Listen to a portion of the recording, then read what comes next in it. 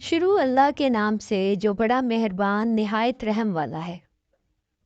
तारीफ़ अल्लाह के लिए है जिसने अपने बंदे पर किताब उतारी और इसमें कोई कजी नहीं रखी, बिल्कुल ठीक, ताकि वो अल्लाह की तरफ से एक सख्त अजाब से आगाह कर दे और ईमान वालों को खुशखबरी दे दे जो नेक अमाल करते हैं कि इनके लिए अच्छा बदला है। वो इसमें हमेशा रहेंगे और इन लोगों को डरा दे जो कहते हैं कि अल्लाह ने बेटा बनाया है। इनको इस बात का कोई इल्म नहीं और ना इनके बाप दादा को। ये बड़ी भारी बात है जो इनके मुंह से निकल रही है, वो सिर्फ झूठ कहते हैं। शायद तुम इनके पीछे गम से अपने आप को हलाक कर डालोगे अगर वो इस बात पर ईमान ना लाए। जो कुछ ज़मीन पर है उसको हमने ज़मीन की रौनक बनाया है ताकि हम लोगों को जांचें कि इनमें कौन अच्छा अमल करने वाला है, और हम ज़मीन की तमाम चीज़ों को एक साफ मैदान बना देंगे। क्या तुम ख्याल करते हो कि कहफ और रकीम वाले हमारी निशानियों में से बहुत अजीब निशानी थे? जब इन नौजवानों ने गार में पनाह ली, फिर उन्होंने कहा कि ऐ हमारे रब, हमको अपने पास से रहमत दे और हमारे मामले को दुरुस्त कर दे। बस हमने गार में इनके कानों पर साल हा साल के लिए नींद का पर्दा डाल दिया।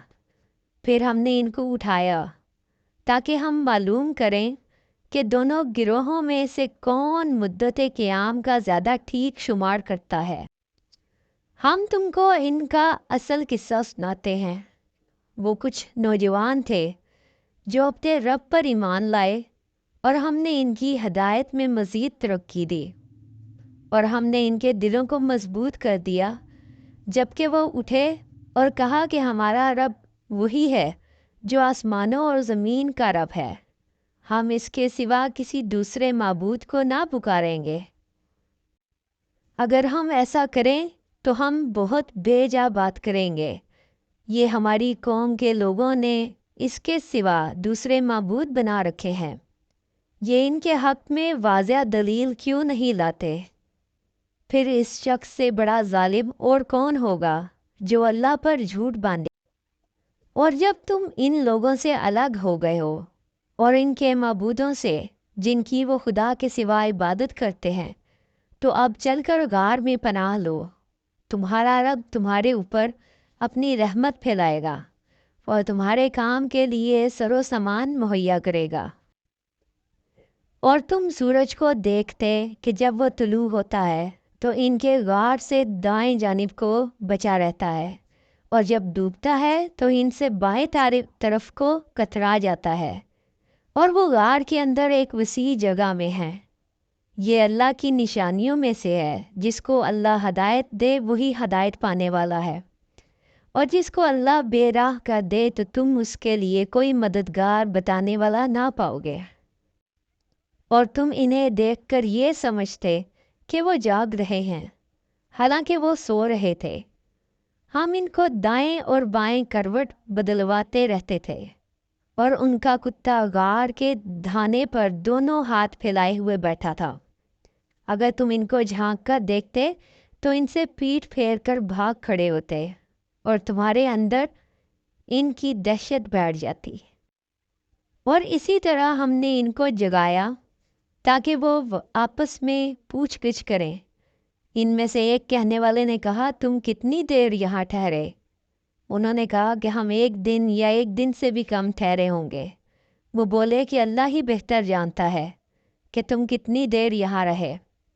बस अपने में से किसी को ये चांदी का सिक्का देकर शहर भेजो, बस वो देखे कि पाकीज़ा खाना कहाँ से मिलता है और तुम्हारे लिए इसमें से कुछ खाना लाए, और वो नरमी से जाए और किसी को तुम्हारी खबर ना होने दे। अगर वो तुम्हारी खबर पा जाएंगे तो तुमको पत्थरों से मार डालेंगे या तुमको अपने दीन में लौटा लेंगे, और फिर तुम कभी फला ना पाओगे। लोगों को मुतला कर दिया ताकि लोग जान लें कि अल्लाह का वादा सच्चा है اور یہ کہ قیامت میں کوئی شک نہیں۔ جب لوگ آپس میں ان کے معاملے میں جھگڑ رہے تھے، پھر کہنے لگے کہ ان کے غار پر ایک عمارت بنا دو، ان کا رب ان کو خوب جانتا ہے۔ جو لوگ ان کے معاملے میں غالب آئے، انہوں نے کہا کہ ہم ان کے غار پر ایک عبادت گاہ بنائیں گے۔ کچھ لوگ کہیں گے کہ وہ 3 تھے اور چوتھا ان کا کتا تھا، اور کچھ لوگ کہیں گے وہ 5 تھے اور چھٹا ان کا کتا تھا۔ یہ لوگ بے تحقیق بات کر رہے ہیں۔ اور کچھ لوگ کہیں گے کہ وہ 7 تھے اور 8واں ان کا کتا تھا۔ کہو کہ میرا رب بہتر جانتا ہے کہ وہ کتنے تھے، تھوڑے ہی لوگ ان کو جانتے ہیں۔ بس تم سرسری بات سے زیادہ ان کے معاملے میں بحث نہ کرو، اور نہ ان کے بارے میں ان میں سے کسی سے پوچھو۔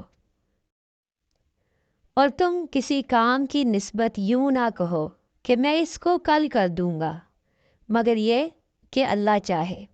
اور جب تم بھول جاؤ تو اپنے رب کو یاد کرو اور کہو کہ امید ہے کہ میرا رب مجھ کو بھلائی کی اس سے زیادہ قریب راہ دکھا دے۔ اور وہ لوگ اپنے غار میں 300 سال رہے، 9 سال اور بڑھ گئے ہیں۔ کہو کہ اللہ ان کو ان کے رہنے کی مدت کو زیادہ جانتا ہے۔ آسمانوں اور زمین کا غیب اس کے علم میں ہے۔ کیا خوب ہے وہ دیکھنے والا اور سننے والا۔ خدا کے سوا ان کا کوئی مددگار نہیں، اور نہ اللہ کسی کو اپنے اختیار میں شریک کرتا ہے۔